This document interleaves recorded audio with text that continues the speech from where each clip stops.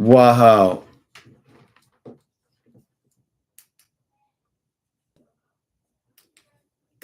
Whoa, it's the illusion reporting from somewhere on spaceship Earth.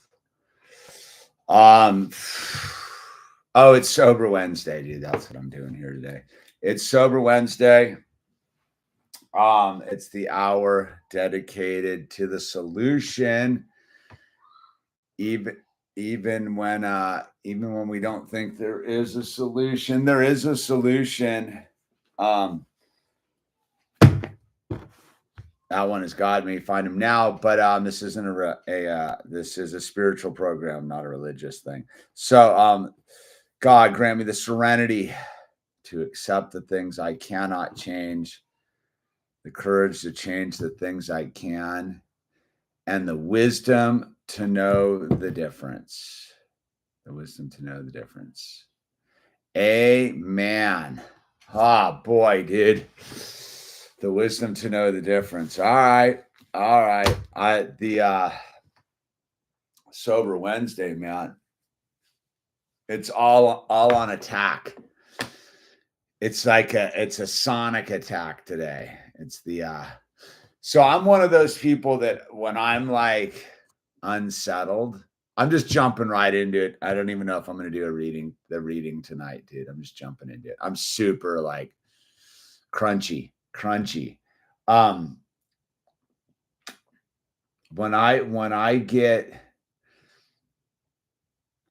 know I'm completely out of sync, there's like a sonic thing going, there's like a noise thing going on.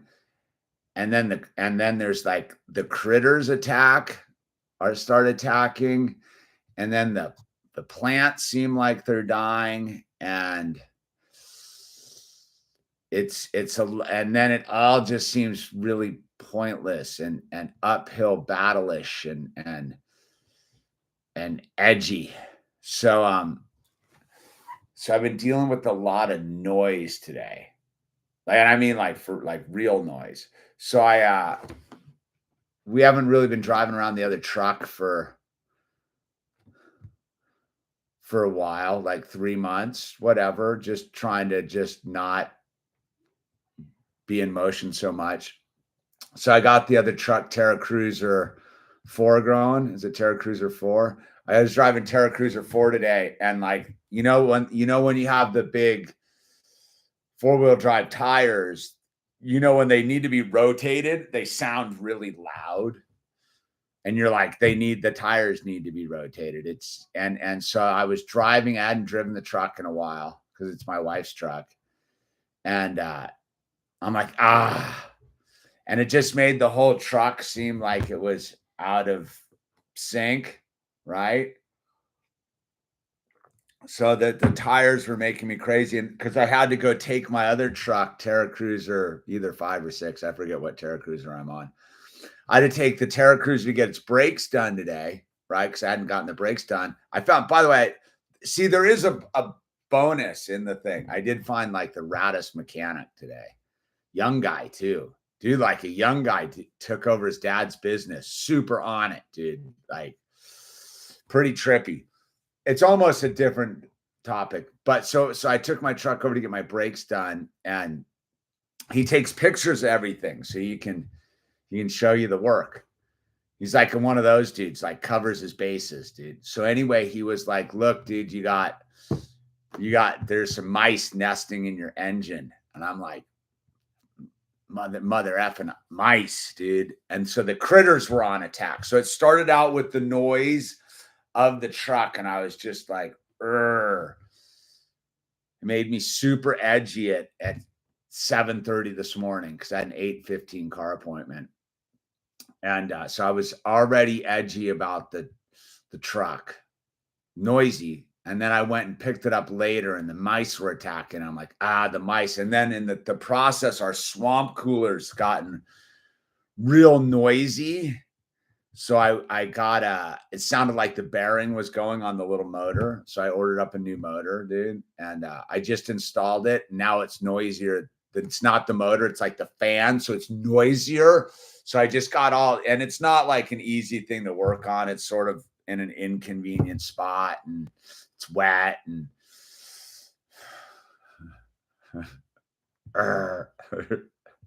and I didn't solve the problem. I made the problem worse, right? Because I was like, I think the bearing's going out on the little motor. So I was like, let me get ahead of that because I'm a preemptive guy. And now it's made the big fan rub differently, and it's super loud and obnoxious. And so I was sitting there putting mice traps all because I was like, I'm gonna go just clean out my car engine, right?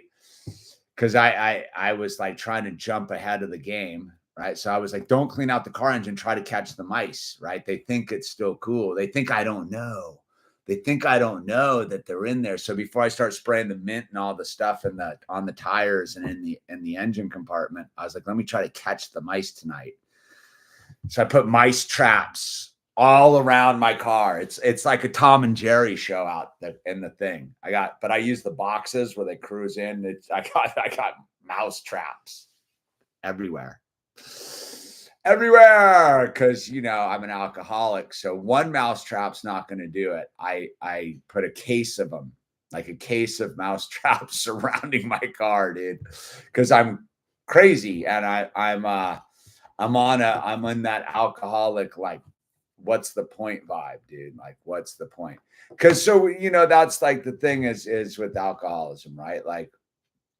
And I've been talking about this a lot recently, and I think it's important is when you're first getting sober, dude, you kind of get the hardest part is easy, is the fact that you get to battle like just not doing drugs and alcohol, which is mind-blowingly hard, but it's a simple task. Because now I'm like 15 and a half years sober, dude. And I'm like, the mice are coming, the mice are attacking my car. The noise is coming out of the tires, the swamp cooler's making sounds. I can't relax. And then we had a thing where like we were just getting into some algebra, and like one of the assignments was to go back and do some stuff, and Al like glitched out on like some math that is like way at the like years ago. And I'm like, I couldn't explain it, dude. Like I couldn't like explain this simple math concept because it was so years ago, dude, when he was like 6. And so he glitched out, and like I was like, it's too much. It's all too much.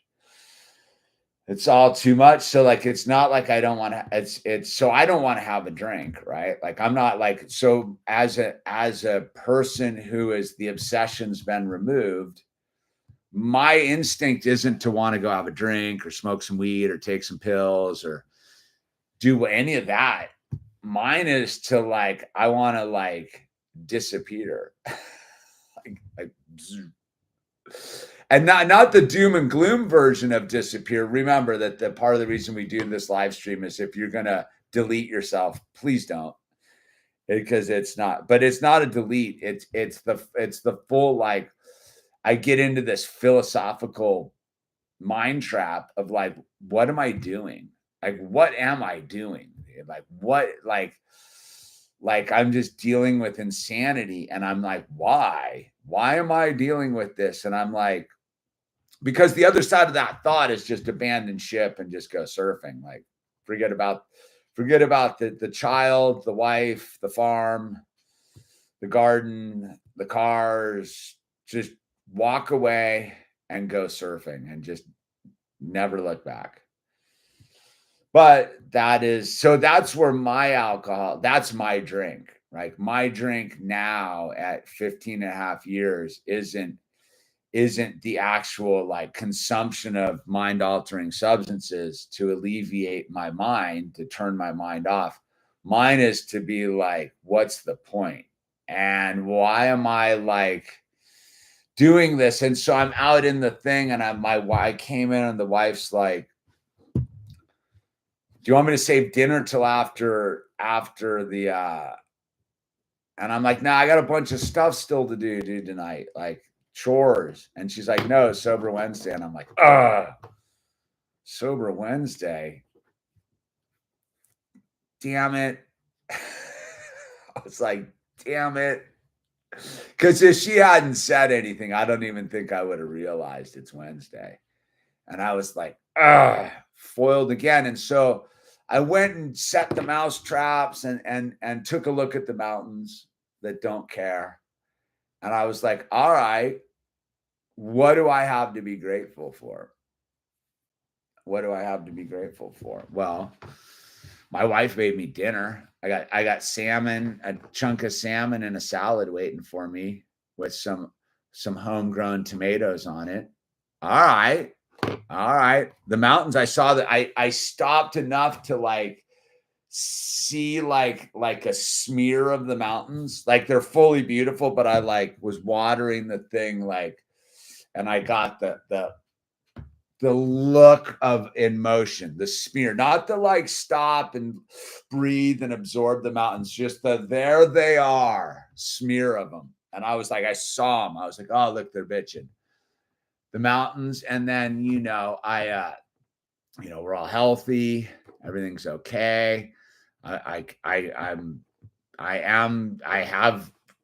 have vehicles to worry about and all this. And then, I do just go, I could be starving to death on a beach in the Middle East. Like, so everything is gravy on my end of the thing. So, but my alcoholism will get me completely jaded. And for me, it's like I'll be in it.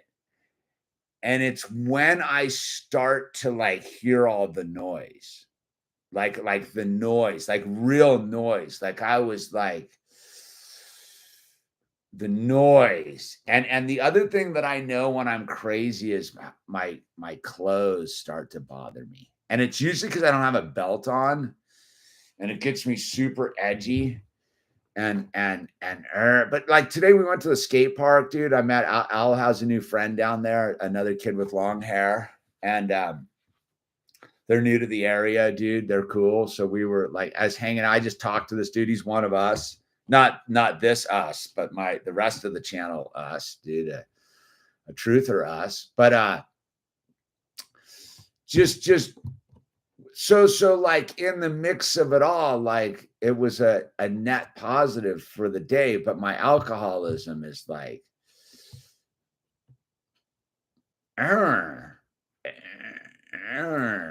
crispy. It's crispy. It's not even angry. It's not even edgy. It's like super dry paper. You know, when you've left like a piece of like white paper and you find it and it's been sitting out in the sun for like, I don't know, a winter or a summer or something, and it's been sitting out there and it's yellow and you pick it up and it crumbles. It's that type of vibe. It's literally like if you touched me, I could disintegrate into paper. Like one of the and so thank God it's Wednesday, dude. And I have a place to be because I was super annoyed. Like I was like, damn it, man. So here I am, dude, in all my glory of insanity. But I guess that goes to the thing with the whole deal. I guess I'll do some reading here. But look, man, when it's not an easy game, this sobriety, dude. But that's the trap. That's the system, the disease, the obsession. It wants you back. It wants you back. And it never stops really wanting you back. Like the people that like, I don't think that like, that's like, even though this is digital and online, like this is a people thing. Like I'm not just sitting by myself. I'm actually like having to talk to the 26 of you that are here and communicate what's going on instead of just sitting crunch faced and having my wife stare at me like I'm a lunatic, dude, and my son be like, what's up with dad? But so I don't know really how we do sobriety without the other people, like, because like now I'm the dude, I'm reaching up the ladder to the world out there, right? I'm uncloaking and getting out of myself by trying to deliver the message, if that makes any sense. So that's what's going on.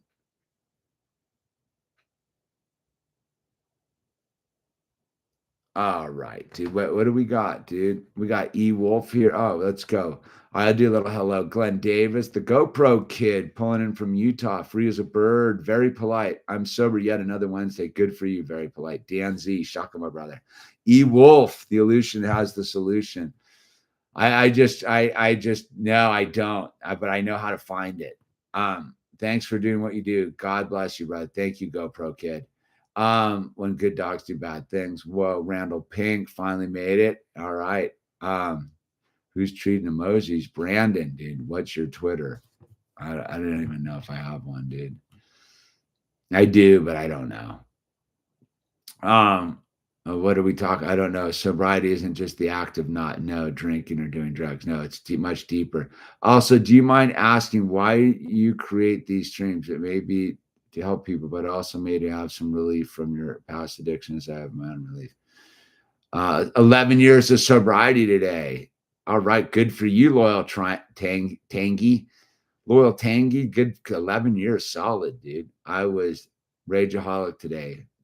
Bad. Yeah, the mountains did care. No, they don't care, dude. Jerry Marzinski, if they cared, I'd be bummed, dude. Jerry Marzinski would be a rad guest for the Sober Wednesday. I don't know who Jerry Marzinski is. Back to Alex Miller. No, I didn't. This is all right. How does Sober Wednesday? Where does Sober Wednesday come from? Sober Wednesday comes from the lockdowns, dude. So when the coof happened and all the lockdowns, I was down in the greater Los Angeles area out there in Malibu, Westlake. It was we knew what to do, dude. You go to meetings. There's 3,500 meetings in greater Los Angeles area during the week. 3,500 meetings. You do your thing. I think I must have been 11 years sober then. And they shut down everything. They shut down all the meetings. They closed closed the doors on us based upon outside issues. And so in the process, like whatever, I at that point I was super solid. Like I can last a fair amount of time without going to a meeting. Like I'm good like that. But what happened was a bro of mine called me about a year into the thing. A bro of mine called me a year into the thing and was like, I need help. Well, he called me and it's like, our friend needs help. He's in a hotel room over in the valley out there. And he's in bad shape, dude. And so we went over to his thing and it was your classic just leaving Las Vegas moment, dude. Just bottles and blah, and pissed his pants and puking and in real bad shape. And he had been to the emergency room the night before. They had hydrated him and he was just like, I need help. So it's the middle of the lockdowns. And I called central office. I called the central office and then we're a year into this thing. And I go, hey man, we need some help. Like, I don't know what to do. And they're like, I don't know, like figure. I go, but so you have to understand our kit at that time, like we had like as an AA'er, like I knew what to do. Dude, you get in there, we go to a meeting, we get with some other people, we rally around this person and help them get to the next thing and get through this. And there were no meetings. So all my stuff I knew to do wasn't available, dude. Who to call, where to go, what to do wasn't available. And the emergency room had kicked him out because of the coof. And we're like, well, okay, you're dehydrated, get out of here. And I called central office and they're like, and I remember I lost it on central office. I go, we're a year into this thing. You guys don't have any like beds anywhere for a dude like this. Dude's gonna die tonight. And I sat there with my buddy and I go, man, look, dude, like, because detoxing off of huge quantities of alcohol is lethal. This dude was like a gnarly, like handling a vodka guy. And so you can't just stop. You need actually need medical supervision for someone who's that deep. And so I was like, look, dude, our only answer is this dude's we got to drink. He's got to drink tonight, dude. And so we went and bought him a bunch of booze and we're like, look, dude, you got to drink tonight, dude. We're going to go to a meeting in the morning because we found a meeting out on the beach of these renegades that weren't doing the thing. But so it was real touch and go. And I remember that kind of shook me up because I was like, oh, wow, we are really on our own, man. And then in the process, I was watching my buddy's TikTok, my buddy Pat. And Pat was one of my AA buddies. And he was doing these things where he was live streaming a meeting on it was Tuesdays or something where they would read a new pair of glasses. And he was like, and I go, what are you doing? He's like, we're having this secret meeting. You got to park down the street and we're live streaming it. We're not anonymous anymore. And I went over to his things and he's like, look, dude, we're not anonymous anymore. People are dying right now. And I was like, all right, dude, I get it. So he was live streaming. There was a bunch of heavyweight dudes there, like famous dudes who were like, fuck it, dude. We're like, and we would sneak into this dude's backyard and he had like cameras going for all the different mediums. And he's like, we're not anonymous anymore, dude. And we were doing the thing. And what was trippy was people were showing up who were finding it via social media and stuff, who were tuning in, who were like, dude, I just need help. Like right now in life, I'm isolated. I'm alone. Like you guys got a program, you got something going on. So random people were like showing up who weren't even like drunks or drug addicts. They were just fucked up people. And we were like, oh, whoa, dude, like this is bigger now. And the meetings had shut down. And so in the midst of all that, like I would go to this dude's house like for like 3 months. And in the process, my buddy died.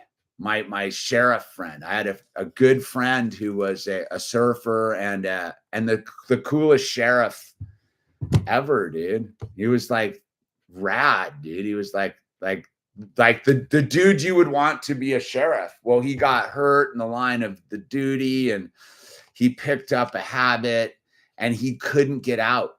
He couldn't get out and he didn't know how to get out. And there was nowhere for him to go. Because all the meetings were shut down, everything was shut down, and he put his service revolver in his mouth and took his life. And that's what we do here. Is this is a place for those who don't necessarily suffer from alcoholism, who suffer from mental issues or from other addictive issues that they're trying. Because all addictive issues essentially are mental issues. But the solution is a spiritual thing. So it could be as simple as you're seeking a spiritual solution. So this isn't about my alcoholism. This is about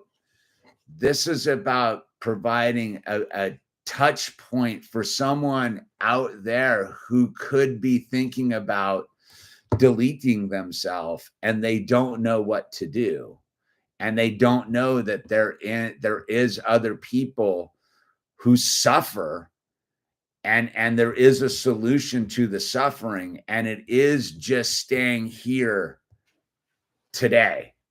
And if we can get through today, tomorrow's a new day. And so that's where this all comes from. Is this was an answer to, I believe in it's funny, I was having a conversation with my wife about this the other day. Is 30 years ago, before the advent of all this technology, The program of Alcoholics Anonymous was mythical.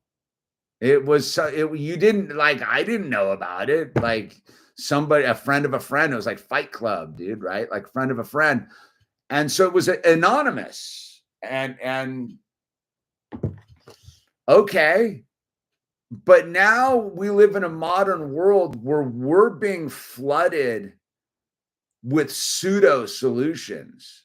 And I'm not going to say that these pseudo solutions can't work for somebody. They sure can.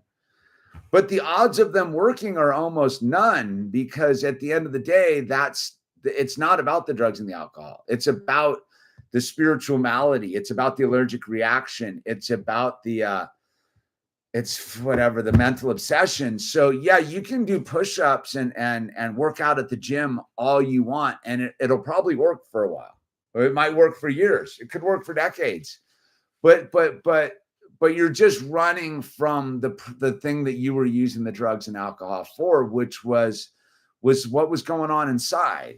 And what was going on inside was something that drugs and alcohol were a solution for. Whether it just be the uncomfortability of living as a human being in this crazy ass world, or it was trauma, or whatever it was, or it was just addiction. Like, if you don't address the reason you took the medication, like, which is the illness, I don't know how you ultimately get to the solution. So we live in this modern time where, like, look, it's on blast. It is being put out by the judges. The judges may, if you get a Dewey, they're like, go to AA. So it's part of the system. There's no anonymity of the concept of what it is. There's personal anonymity. You can choose. I would never expose anybody who's in the program, but me personally, I'm not anonymous. I don't believe in it. I think it doesn't serve me or anyone else to be and I get like what it is in the I guess we're having a little bit of an AA discussion, but I get what it is in the traditions and all of that stuff. But in my book, they violated them. They let outside influences shut down all the meetings. So until AA has a soul-searching moment, I don't have to abide by that one either, because they didn't abide by the main one, which is we keep the meetings open and we don't let outside influence. We are an AMA certified addiction solution, dude. Like people battled to have. So when they shut down the meetings during the COOF, AA didn't stand up to it and go, hey, you can't do that, because there are no leaders. There's no rules and there's no leadership in AA. There's traditions and all that kind of stuff. But the body as a whole didn't stand up to the health person of Los Angeles County and go, no, we're an AMA certified cure for alcoholism. You can't shut us down. We are a prescribed remedy for people who suffer. So, but when they did that, people died. A lot of people died from alcoholism in Los Angeles County during COVID. And, so for me, my response in the middle of that, because my buddy who was doing it live, I kind of had to shut it down after a while, because he was also had he didn't really, but it just changed and he kind of went crazy over the years. But go check out Graceland Sober Living on TikTok, dude. Pat's the best. But me, I carried on the tradition because I realized that in this modern world, like, anonymity is not our friend anymore. And I think that it's not. I don't think there's, because the reason they were anonymous about this back in the day was because they didn't want people broadcasting it as a solution and then failing. It doesn't matter anymore. You can watch 1,000 videos about people like AA's lame and don't do it, or AA's rad, or whatever it is. Like, so we're the genie's been let out of the thing. So but I'm very clear. This, what I'm doing here is not an AA thing. This is a life preserver for people who are suffering from depression, mental illness, addiction who might think that there is no solution for them and don't know how to access the solution, because you can access the solution. You can literally type in your town central office and you will get a list of phone numbers and meeting places, and you can go down to there and you can raise your hand and you can get a cup of coffee, and you don't have to say a word. You don't have to join. You don't have to do anything. You just have to listen and see if you fit the description. And that's it's a personal thing. Like, that's the interesting thing with like alcoholism, is it can only be self-diagnosed. And I will tell you that from a dude who works in it professionally too, is the success rate through the institutions is about really low, man. I like going to rehab. I mean, I guess it works for about 1% of people. I don't know. But I do know that showing up at a meeting of Alcoholics Anonymous, getting some commitment, showing up regularly, getting a sponsor, doing the work in the books, pretty successful, man. Because I didn't go to rehab. I just hung out with a bunch of dudes who went to meetings and did what they did, and surrounded myself by people that were getting sober. And many of us have pulled it off. Like, I have a list of people that I got sober with that are still sober to this day, dude. But the people that I met through institutions, because you have to understand, I did work in institutions, their success rate's way low. But all of us who wanted it because we were at the end of our thought pattern, we're all still sober, dude. We're all crazy as fuck though, but we're still sober, man. You know what I mean? So it's this thing where, me personally, like, I see the bigger picture. I realize that what this is bigger than just drinking alcohol. Because what is addiction? Addiction could be anything. And there's a 12-step program for just about anything at this point, dude, based upon this one book. And if you understand anything about this book, it does come from a really legitimate source, i.e., the divinity of God. But you know, that's we don't want to get crazy for someone who just showed up right now. You know what I mean? That might turn them off, dude. And that's why it's super vague. That's why it's a God of your own understanding. This isn't a Christian program. This isn't a religious program. This is a spiritual program where you get to gain spirituality through your recovery and redefine it along the way. And for me, you know, I over the journey of sobriety, I became more and more involved with my Christian truth and my relationship with Jesus Christ. But talking to someone who's 30 seconds into sobriety, and I'm like, I would not start out with if you want to get sober, Jesus Christ is your personal savior. If that was me, I would have like punched you in the face and gone and gotten and broke a bottle over your head, dude. Like, it's not what I needed to hear when I walked in. Like, I needed to hear, like, we can pull this off. Yeah. Okay. Dude, I couldn't hear much, dude. Like, I was just like, I just don't want to drink anymore, dude. Like, what do you guys got, dude? This coffee sucks. I don't like these books. I don't want to listen to these people, but they all seem to be sober. I'll tell you, like, in the beginning, I couldn't grasp it either. I didn't know what sobriety was. Like, we've talked about this a lot over the last 3 or 4 months. Is, I think if you're new to getting sober, it's a giant ask to have you think you know what that is. I don't think that it's something you even need to comprehend in the beginning, because there's no way to explain it. It has to be lived. Like, you have to actually like live it long enough to attain it. You know what I mean? Like, because sobriety is not just about like, I didn't drink today. It's about like, I didn't drink for a bunch of todays in a row, and my life has changed, and I've been able to deal with life and life's terms. I'm able to deal with all the chaos around me and not seek a temporary solution via alcohol or drugs or whatever it may be for you. And that's the thing is there's no way to explain it. There's no way. It's sort of like it's sort of like you'll know you are when you are, dude. You can't fake it. And so the beginning of what I would say is, like, if you're pissed off, that's probably a good place to be, dude. If you're irritable and discontent and you just got sober, probably doing it right.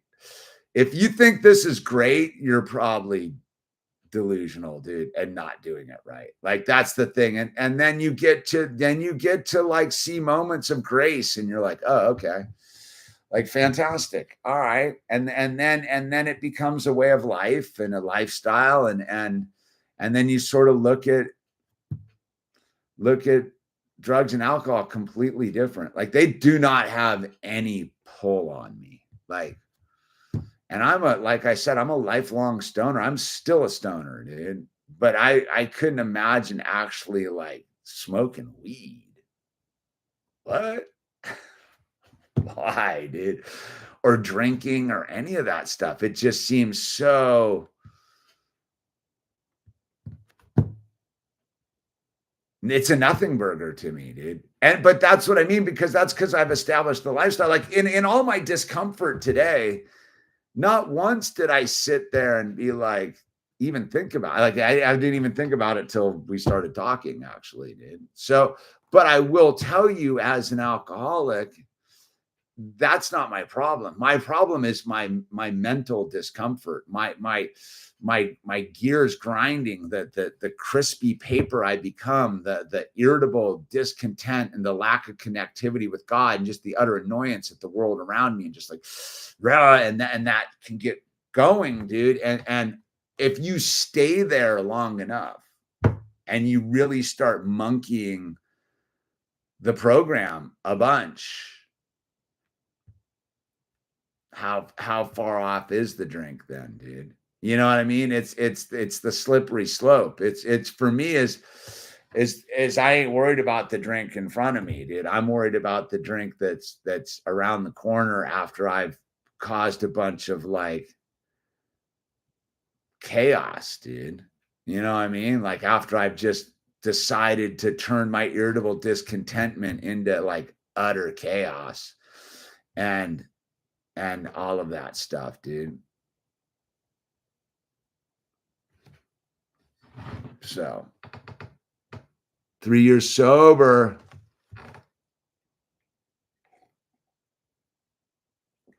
Good for you, Michael Martin, dude. Good for you, brother. Yeah.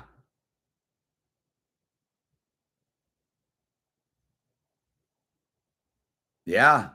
Sobriety's no joke, man. Well, that's where I think the charlatans telling you it's doing a bunch of push-ups to join the, like, there's that one guy who's like, join the man club, dude. Like, it's like a man club. He said, we don't drink, dude. We don't have to, like, and it's like, yeah, dude. Yeah, sure. Go for it, bro. Good luck with that, dude. Because that's the thing. Like, it's funny though, like, the world's gotten kind of hectic lately. So, like, just my personal space. So I've been going back to meetings a bunch lately, like getting back into the groove of it and just enjoying sitting in a room with a bunch of alcoholics, dude. Like, I do live in that time now. Like, if I didn't have this to kind of be of service to and do the other things I do and kind of do like the lifestyle of it. And but that's the thing, is like, every now and then, it's time to go plug back in at this stage of the game. Like, I don't want to go sit around and do that all the time. You know what I mean? Like, I'm not that. What's going on, Dazzer, dude? 2 years sober from weed, 5 months sober from nicotine. Good for you, dude. Beyond division. Paid the cost to be the boss. Yeah, that's always the story I tell you of when I was taking a bunch of dudes to a meeting. I was working at, I don't know what I was working at, some sort of facility. Yeah, I think so. I think I was, so it must have been like 10 years ago. I was working at some sort of facility, and I had a bunch of dudes, and we were loaded up in the van. We would go to the Starbucks before the meeting. Standard issue, dude, in Malibu. Go to Starbucks up at Trancas, and we would hang out in front, and they would smoke or whatever, and we would just chuckle. And I remember this barista girl who was there came up, and she's like, I want to join your guys' club, dude. And we're like, what do you mean? She's like, I see you here every week, and you guys look like you're having such a blast. You're always laughing and talking and having such a good time. And I look at, I go, there's only one thing you have to do to join our club. And she's like, what is that? I go, you got to burn down your life entirely. And she looked at me, and you could see like this fear come over her face, because she was like, oh shit, these are crazy people. She didn't know what I was talking about, but she was like, she never came over again, dude. But it was like this funny moment where we all chuckled. We were like, yeah, dude. She was just like, yikes. The price of admission to our fun club is you got to burn your life down completely and totally, dude. And yeah, that's how you earn your seat, dude. There's no half measures to get in here. You don't get in here because you were winning, but because you stayed in here, you get to win, dude. Like that's, I think, it's what I got to remember today is in spite of all the annoyances of today, like I've already won pretty heavily, dude. And yeah. And it's all because I did what was laid out in this book, dude. I did what was laid out, man. I worked with another dude who showed me how to do this thing. And then it's like, all right, dude, prove you know how to do this thing. And I'm like, how do I know how to do this? You go be of service to others. You help another alcoholic achieve sobriety. And that's what we do, dude. Like that, it's that simple.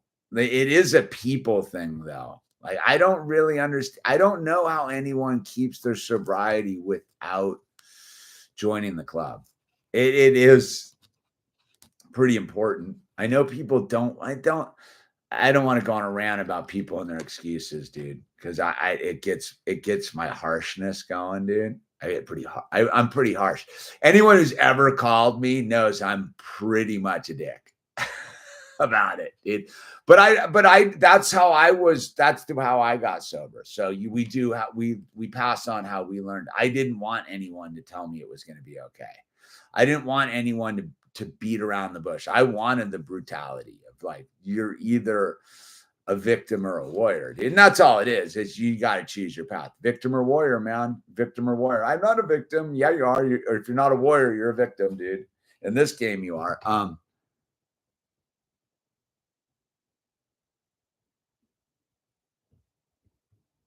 Yeah. When my dad got sober, he didn't change his life. He was a dry. Yeah, that's the gnarly. Well, did he really get sober? He just like, that's the thing between abstinence and getting sober. Because if you get sober, dude, you're not a drag, man. I mean, you can be, but your life changes. It's inevitable. Abstinence, I think you just stay stuck. I just don't drink. I go, I don't care. I don't care about it on any level. I don't care enough about drugs and alcohol to like fight it like that. Like, I ain't waiting around trying not to. I'm like busy. I'm busy living, dude.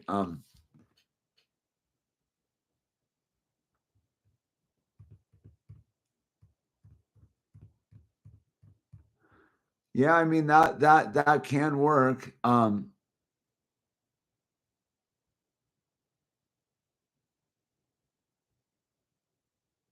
Usually some type of trauma causes the addiction and attempt to solve.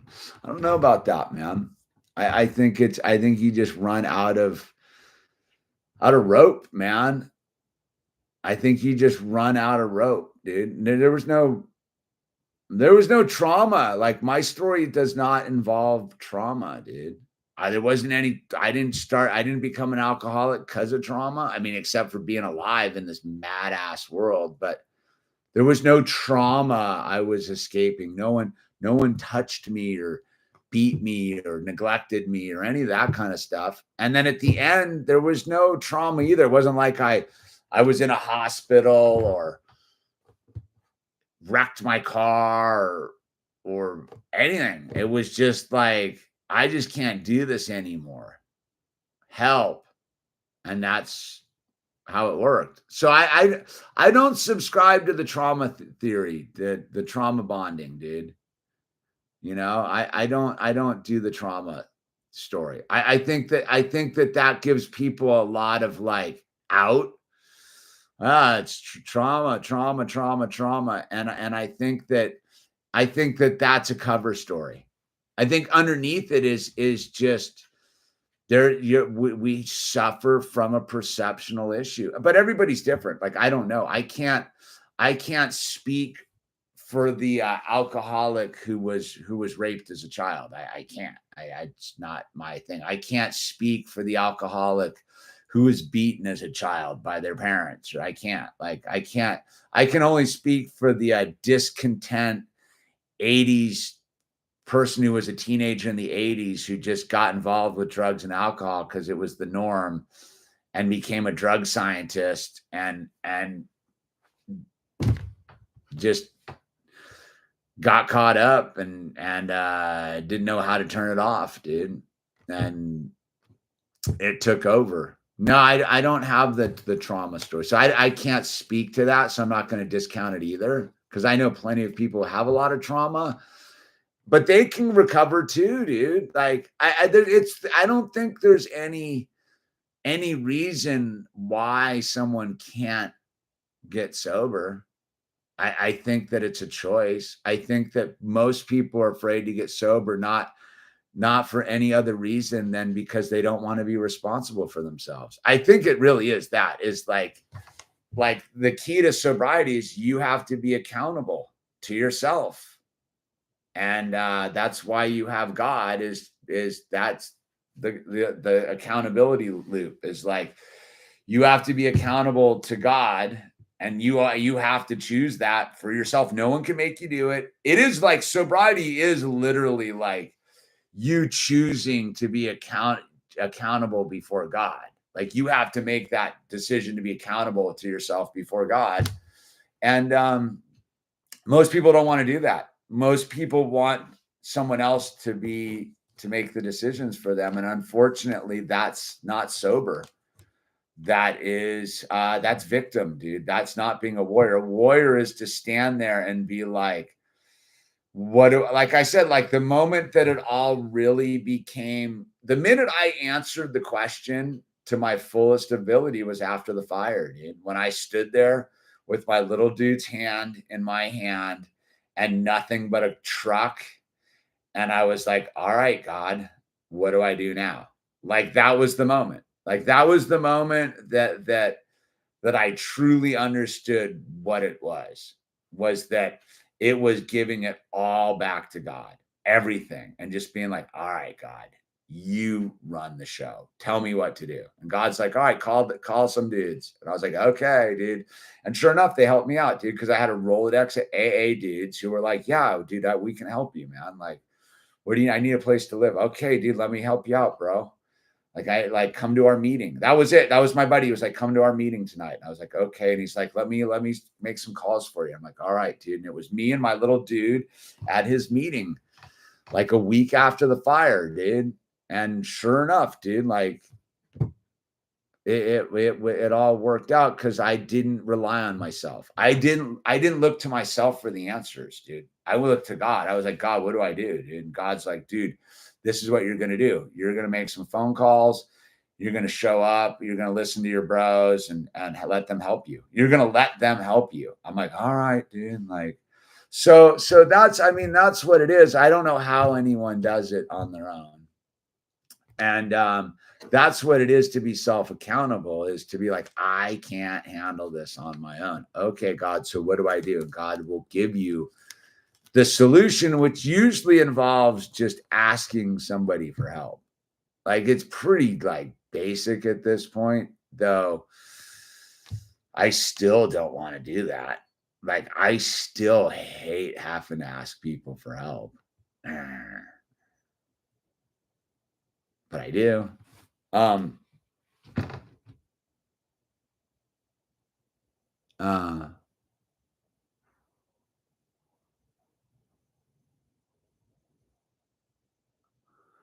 It's all a people thing.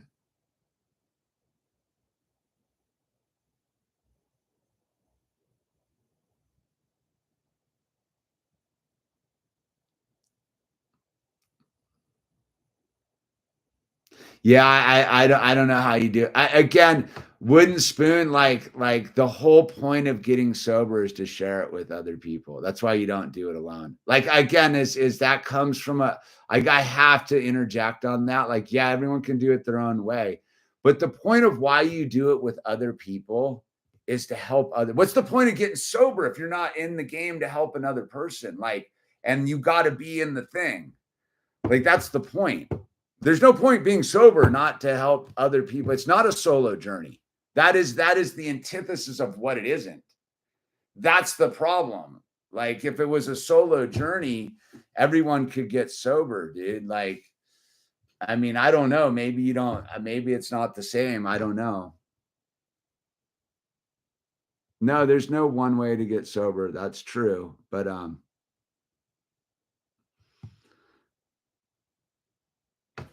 110 days and sober in a weird depressive role. Any advice? Yeah, go get with some other people.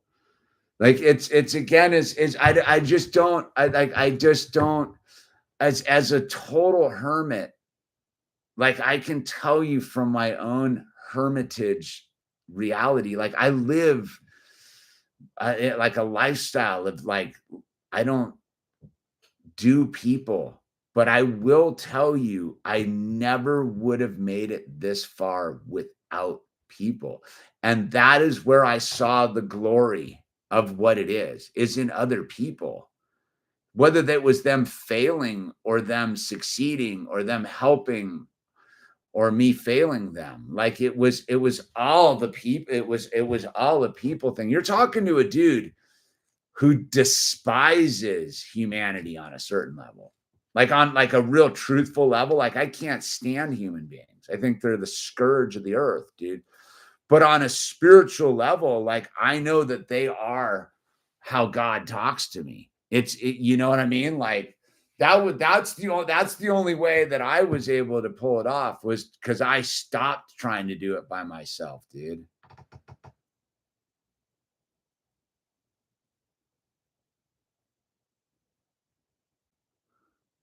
I guess what I'm saying, wooden spoon, is like that's then why are you sharing it? I guess that's what I'm saying, is like, if that's your trip, why even explain it? Like, it's ironic. Like, that's what I mean. It's like an irony, like, in that thing. It's like, if that's your trip, like, why do you even need to say it? It's sort of like doing that thing where it's like it's like doing the thing where you're like, you know, giving out, like, it's like the people who take the selfies of them helping the homeless. It's like, well, like, what's the point? If you're like a solo person, then you don't need to ever like explain it ever, dude. Like, but that doesn't seem to work for people. And it seems to be deadly. It seems to be deadly from what I see. And I can speak from my own experience, and most of the people that I gotten sober with, is we are all loners. Dude, those punker kids I roll with, those dudes are all loners.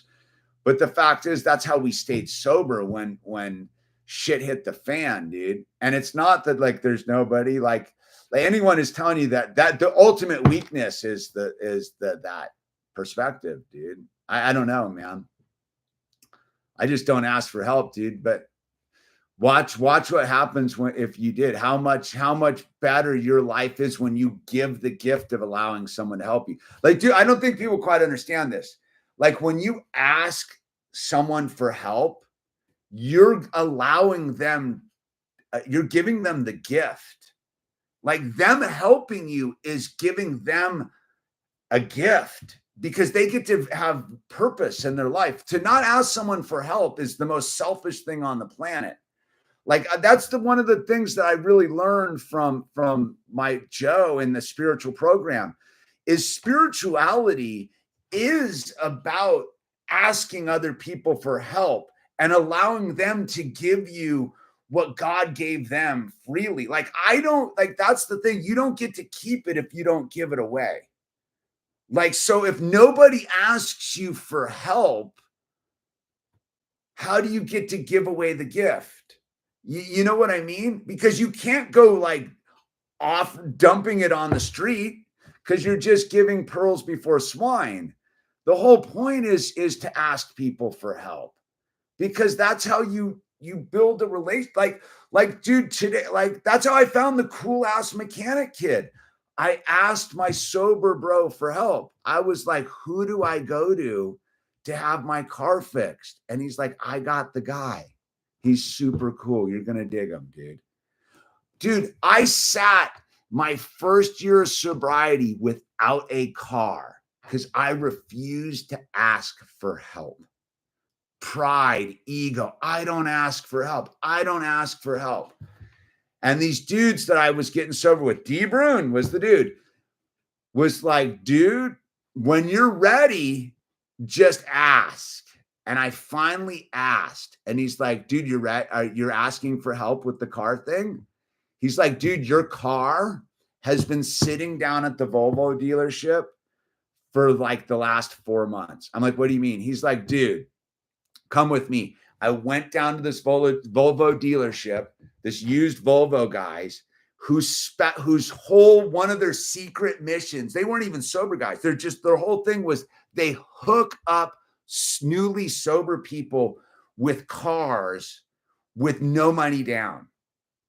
So I finally asked my bro for help with getting a car. And because I thought it was a scam. When he was like, first, he's like, dude, we can get you a car, no problem, dude. And I was like, nah, you're full of shit, dude. I had to like sit without a car for like 6 months, longer than I needed to, which was good because it taught me a bunch of stuff. And then I went and asked for help. And you know what? The dudes at the thing were so stoked to be able to help me out. They had the Terra Cruiser 1. The old Volvo, they were like, dude, we're so stoked. And I was like, I don't have any money, dude. They're like, dude, we got you covered. Just show back up next month with $140. Your payment's $140 for the next 2 years. Just show back up with the $140. Here's the keys. Bye. And I was like, and it wasn't about me. It was about them. Like that's what I'm trying to say is not allowing people to help you is truly a selfish thing. So as we wrap this up, like, yeah, don't take your own like life. Don't self-delete. Why? Because there's people that want to help you. Give them the gift of allowing them to help you. Sobriety, same thing. Call central office in your town, USA, and let somebody have purpose. Let somebody help you and give them meaning to their life. Because I will tell you what, when the phone calls come and the emails come and people are like, hey, will you help me? And I get to stop everything I'm doing and be about them. That's what this is all about. You think this is about me? Nah.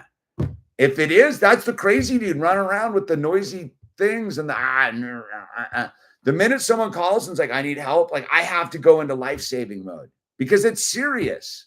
So that's what I'm getting at is I wouldn't do it. It's a selfish thing to do it by yourself. It really is, because you're not allowing someone to help you, and then you're not going to help someone else. And I'm telling you, if nobody's sitting in the meeting. So it's funny. I went to a meeting I'll wrap it up on this. I went to a meeting like a month, 6 weeks ago. Me and my wife went to a meeting. It was literally the secretary was sitting there and we showed up. If we hadn't showed up, she doesn't have a meeting for her. For her, like I didn't need a meeting. I was just showing up because my wife wanted to go to meetings. So we went to a meeting. But I sat there and I go, dude, me being at this meeting, 2 or more are gathered. There he is. If we hadn't driven over there and showed up, that old lady would have been sitting by herself alone. But but it's not a loner thing. Like it's not about me. It was about her. Like we showed up for her to be, she didn't care one way or the other, dude. She was going to sit there for an hour anyhow. But the point that I'm trying to say is life's a team sport, man. It really is a team sport, man.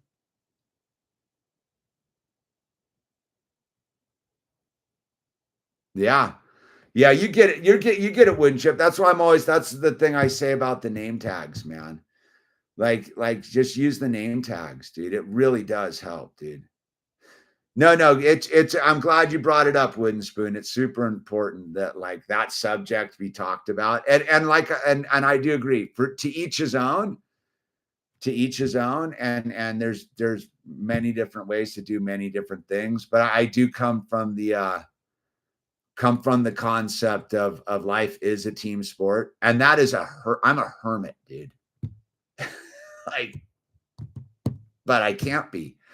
I don't want to die of drugs and alcohol. And if I sat up in the cave by myself, I'm liable to drink again, dude. So I'm not going to look at the shadows on the wall anymore.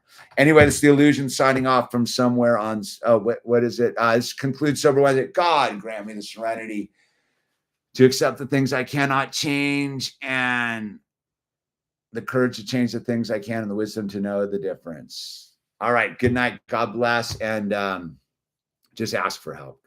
All right. Use the name tags.